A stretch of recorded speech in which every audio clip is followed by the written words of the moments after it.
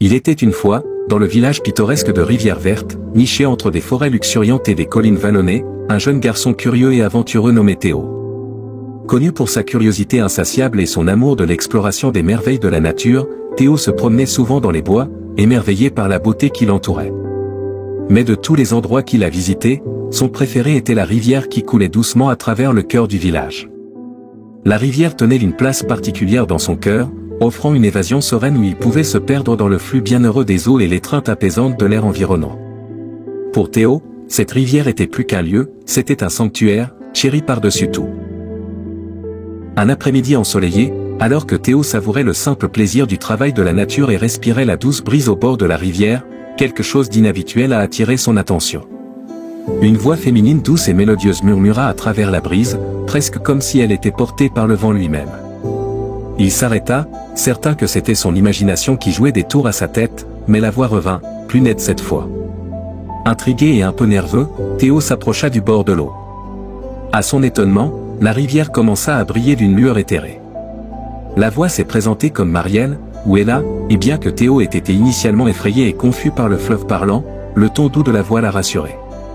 Ce n'était pas une menace, mais un ami qui avait remarqué ses visites fréquentes et se demandait s'il pouvait partager un lien, s'il le voulait. Théo s'étonna de plus en plus, car il se rendit compte que la voix n'était pas le fruit de son imagination. Elle était réelle, aussi réelle que la rivière devant lui, et bien plus extraordinaire qu'il n'aurait pu l'imaginer. La rivière était vivante, consciente et amicale. Il se trouvait aux prises avec l'incrédulité, se demandant comment une telle chose était possible. Cette rivière était-elle une sirène? La voix le corrigea doucement, expliquant quelle était la rivière elle-même. Théo ne faisait qu'approfondir sa confusion, et il cherchait à comprendre comment une rivière pouvait posséder une voix, une personnalité, même un nom. C'est alors que Marielle, avec patience et bonté, commença à lui raconter l'histoire d'un royaume perdu dans le temps. Il y a longtemps, raconte Marielle, il existait un royaume antique perché sur le bord d'une colline près de l'océan. Le royaume, bien que prospère, était en proie aux marées imprévisibles de l'océan. Chaque fois que les eaux montaient, elles inondaient le royaume, détruisant les récoltes et les biens, poussant beaucoup à abandonner leurs maisons à la recherche de terres plus sûres. Dans le désespoir, le roi Aldric, un souverain sage et bienveillant, a cherché la miséricorde de la déesse de l'océan. La déesse, émue par sa situation, lui a donné une pierre précieuse d'or avec le pouvoir de repousser la fureur de l'océan. Avec ce don, elle prédit la naissance d'un enfant dans la famille royale, un gardien de pierre qui serait lié au destin du royaume. Les instructions de la déesse étaient claires, le roi devait honorer cet enfant avec des fêtes annuelles, l'arroser d'amour et de soins, car elle était la gardienne du royaume. Le roi fut d'accord, reconnaissant au-delà des mots, et à partir de ce jour-là, le royaume ne connaissait plus d'inondation. Comme prévu, une fille est née dans la famille royale, et avec son arrivée est venue la prospérité et le bonheur. Le royaume était en plein essor, ses champs luxuriants, son peuple joyeux. La fête annuelle est devenue une tradition très chère, célébrant non seulement la princesse mais aussi la paix et la prospérité qu'elle symbolise. Le roi n'avait jamais été aussi heureux, avec la pierre d'or qui chuchotait sous sa possession, il se sentait plus puissant et comblé. Mais, tandis que le royaume prospérait, la nouvelle de sa richesse nouvellement découverte se répandit à grande échelle, atteignant même les oreilles d'une puissante sorcière nommée Morwena. Poussée par la cupidité, Morwena chercha à posséder la pierre d'or pour elle-même. Depuis son repère sur une haute falaise, elle a tissé un sort destiné à attirer la pierre vers elle, mais la magie a fait un mauvais feu. Au lieu de saisir la pierre, elle a déclenché une inondation catastrophique qui a consumé le royaume, détruisant des vies et des propriétés dans le processus. Elle n'était pas une exception, le déluge l'a aussi noyée à côté du royaume, à son grand désarroi.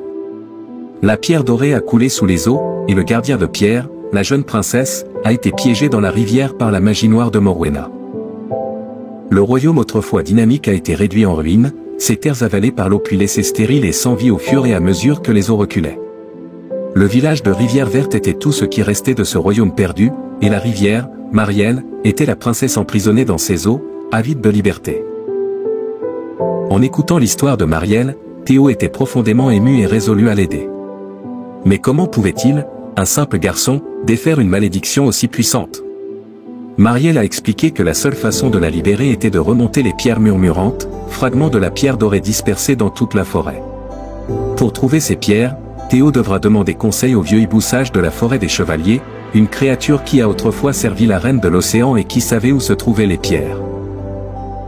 Théo avait le cœur plein de détermination. Il plongea les mains dans la rivière à la demande de Marielle et récupéra une petite pierre scintillante. Son éclat doré était un témoignage de la vérité de son histoire. Théo s'émerveillait devant la pierre, qui brillait comme le soleil dans sa main. Elle parlait fort, confirmant que l'histoire de Marielle n'était pas un mythe. Rempli d'espoir et de courage, Théo a pris un petit sac à dos et une petite sacoche pour transporter les pierres et s'est lancé dans sa quête. En s'aventurant dans la forêt des Chevaliers, Théo réfléchit à l'histoire de Marielle, sentant un sens croissant de responsabilité pour aider son nouvel ami. Le voyage était chargé de dangers, mais Théo s'est poursuivi, poussé par un désir de voir Marielle libérée du sort de la sorcière. Il se sentait attiré par elle, elle avait une belle voix et Théo voulait voir à quoi elle ressemblait. Au fur et à mesure que Théo s'aventurait plus loin dans le cœur de la forêt, les sentiers autrefois familiers commençaient à se fondre en un labyrinthe d'arbres imposants et de sous-bois denses. L'air se refroidit, la lumière s'estompa et les sons du village devinrent un lointain souvenir. La forêt semblait retenir son souffle, comme si elle était consciente de la présence du garçon et du poids de sa quête. Chaque pas que Théo faisait résonnait du murmure des feuilles et du bruissement de créatures invisibles, mais il continuait à pousser, poussé par une détermination qui se renforçait à chaque instant. Après des heures de navigation dans les bois épais, c'était le crépuscule quand Théo est finalement arrivé sur une clairière où un arbre ancien, plus grand et plus large que tout ce qu'il avait jamais vu, se tenait majestueusement. Ses branches noueuses se tordaient haut dans le ciel, s'étendant comme des bras antiques embrassant les cieux. C'était l'arbre où le vieux hibou sage, une créature légendaire, aurait résidé. Théo, ébahi, s'approcha de la base de l'arbre. L'air autour de lui était différent, plus lourd, mais rempli d'une énergie calme qui semblait pulser avec la vie. Alors qu'il tendait le cou pour lever les yeux, il aperçut le vieux hibou sage perché sur une branche robuste, sa silhouette éclipsée par la lumière tamisante de la forêt. Le hibou était un spectacle magnifique, avec des plumes aussi sombres que la nuit et des yeux qui brillaient d'une teinte dorée, reflétant la sagesse d'innombrables années. Le hibou avait vu beaucoup de voyageurs aller et venir, mais quelque chose chez Théo piquait sa curiosité. Peut-être était-ce l'expression sincère du garçon, ou la façon dont il se comportait avec un mélange d'innocence et de détermination. Les yeux de la chouette se rétrécissaient légèrement, observant Théo avec un regard qui semblait pénétrer son âme même. Invoquant son courage, Théo se mit à parler. Il raconta l'histoire de la rivière parlante, Marielle, et du royaume antique qui était tombé en ruine. Il a parlé des pierres murmurantes, les reliques mystérieuses qui détenaient la clé pour briser la malédiction qui liait Marielle et restaurer le royaume perdu à sa gloire d'antan. Au moment où Théo parlait, le hibou restait silencieux, ses yeux ne quittant jamais le garçon, absorbant chaque mot avec une sagesse née des siècles. Lorsque Théo eut terminé, un profond silence s'installa sur la clairière. La forêt semblait s'arrêter, comme si elle attendait la réponse du hibou. Le vieux hibou sage, avec une voix qui résonnait comme le bruissement des feuilles anciennes, a enfin parlé. Cela a confirmé l'existence des pierres murmurantes, révélant qu'elles étaient bien réelles et qu'elles détenaient un pouvoir immense. Les pierres étaient dispersées dans la forêt, chacune imprégnée d'un fragment de la magie qui avait jadis protégé le royaume. Cependant, avertit le hibou, les pierres n'étaient pas seulement des reliques à trouver, elles étaient gardées par le gardien de la forêt, un cerf solitaire et mystérieux qui vivait dans un vieux chêne près du bord de la montagne. Le gardien de la forêt n'était pas une créature ordinaire, il était le gardien des secrets les plus profonds de la forêt et avait le pouvoir de sentir les véritables intentions de ceux qui cherchaient quoi que ce soit dans la forêt. Le hibou expliqua que le gardien de la forêt était un être d'une grande sagesse, qui ne se révélait pas facilement et que seuls ceux qui prouvaient leur valeur pouvaient avoir accès à lui. Les mots du hibou étaient suspendus dans l'air, portant un poids de responsabilité que Théo sentait profondément dans son cœur. La tâche à accomplir était difficile et le chemin semé d'embûches, mais Théo savait qu'il était trop loin pour faire demi-tour. Le sort de Marielle et du royaume perdu reposait sur ses épaules, et il était déterminé à mener sa quête jusqu'au bout. Théo remercia le sage hibou et partit avec une nouvelle détermination, sachant que le gardien de la forêt l'attendait au fond de la forêt, et qu'avec l'aide du vieux hibou sage, il était un pas plus près de terminer sa quête. Le lendemain matin, Théo se dirigea vers l'extrémité de la forêt près de la montagne. Là, il trouva le chêne que le hibou avait décrit et il sut immédiatement que c'était là que résidait le gardien de la forêt. Pour persuader le gardien de se révéler, il fallait que Théo raconte une blague si irrésistible qu'elle attirerait le cerf hors de sa maison. Rappelant une blague que son père racontait souvent, Théo réussit à faire apparaître le gardien de la forêt, un sourire sur le visage du cerf alors qu'il s'interrogeait sur la source d'un tel humour. En apprenant la quête de Théo, le gardien, ému par la situation de Marielle, lui a donné accès aux pierres qui avaient été sauvegardées depuis longtemps dans la forêt. Théo remercie le gardien et part ramasser les pierres, émerveillé par leur beauté luminescente qui brille comme la lune au milieu des arbres. Soigneusement, il les a emballées dans son petit sac et est retourné à la rivière. Marielle, reconnaissante au-delà des mots, lui a demandé de verser les pierres dans l'eau. Il a attendu patiemment une réponse, mais rien ne s'est passé. Découragé, il a dispersé les pierres plus uniformément dans l'eau, mais sans changement. Après un certain temps, la rivière se mua en chaos, une grande tempête secoua les eaux, la terre trembla et le ciel s'assombrit. Au milieu de la tourmente, une transformation s'est produite. Une belle demoiselle émergeait de la rivière tumultueuse, les yeux remplis de gratitude alors qu'elle souriait chaleureusement à Théo. Il se tenait là, ébahi et incapable de parler, mais tout content de voir enfin Marielle, la voix qui lui avait parlé depuis le fleuve maintenant libre et debout devant lui. Marielle ferma les yeux un instant, savourant la lumière du soleil qui l'embrassa pour la première fois depuis des siècles. La chaleur du soleil était une sensation qu'elle avait désirée pendant son emprisonnement, un câlin réconfortant dont elle n'avait rêvé que lorsqu'elle était coincée sous la surface de la rivière.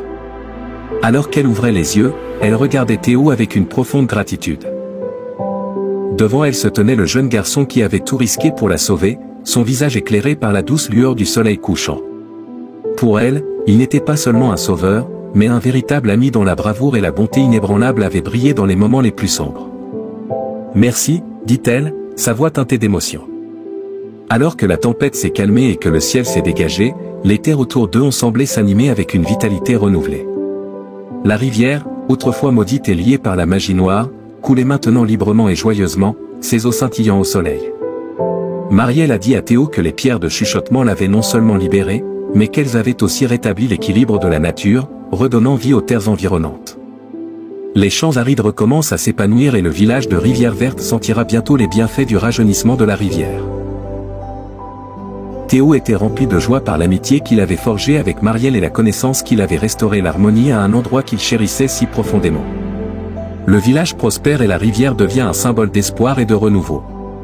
Chaque fois que Théo se trouvait sur la rive, il souriait, réconforté par le fait que Marielle était toujours là, à veiller sur le village comme une gardienne et une amie. Lorsque la rivière était calme et que personne ne prenait l'eau, Théo et Marielle bavardaient, partageaient des histoires et riaient. Leur conversation était un moment privilégié des visites de Théo, un moment particulier où il pouvait se connecter avec son ami magique et réfléchir à leur aventure commune.